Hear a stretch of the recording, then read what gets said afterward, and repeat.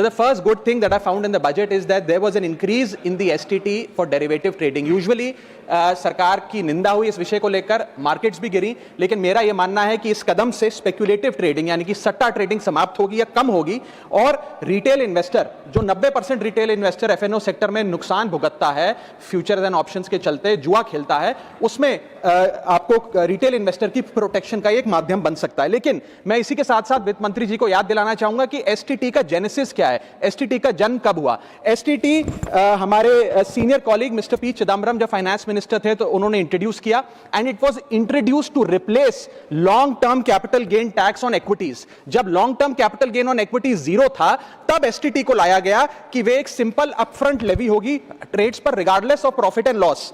लेकिन अब सरकार ने long term capital gain tax भी लगा दिया, एसटीटी भी लगा दिया और रिटेल इन्वेस्टर को और तमाम इन्वेस्टर्स को एक प्रकार से डिसइंसेंटिवाइज किया। मैं एक सुझाव लाया हूं सरकार के लिए जिससे long term house hold earnings बढ़ेंगी, वेल्थ क्रिएशन होगा और वेल्थ पार्किंग रियल एस्टेट और गोल्ड के सेक्टर से निकलकर इक्विटीज में आएगी और स्पेक्युलेटिव ट्रेडिंग और कम होगी और long term investment behaviour investors का बढ़ेगा। वो की है कि long term capital gain tax on equities should be made nil in this country for individual investors. दुनिया की कई ऐसे देश हैं जिसके अंदर long term capital gain tax equities पे खास तौर पे शून्य है, जैसे कि Switzerland, Singapore, UAE, New Zealand, Hong Kong, Qatar, Malaysia. मैं चाहूंगा कि जब एसटीटी बढ़ाया जा रहा है तो इसी बजट में ही long term capital gain tax को जीरो किया जाए। सर मेरा दूसरा जो मैं सरकार के बजट को एक्नॉलेज करना चाहूंगा वो ये है कि कैपेक्स के जो एक्सपेंडिचर एलोकेशन होता है उसमें एक बढ़ोतरी देखी गई। जहां वित्तीय वर्ष 18-19 में मात्र 3 लाख करोड़ कैपेक्स था, वो इस वित्तीय वर्ष में 12 लाख करोड़ तक पहुंचा है,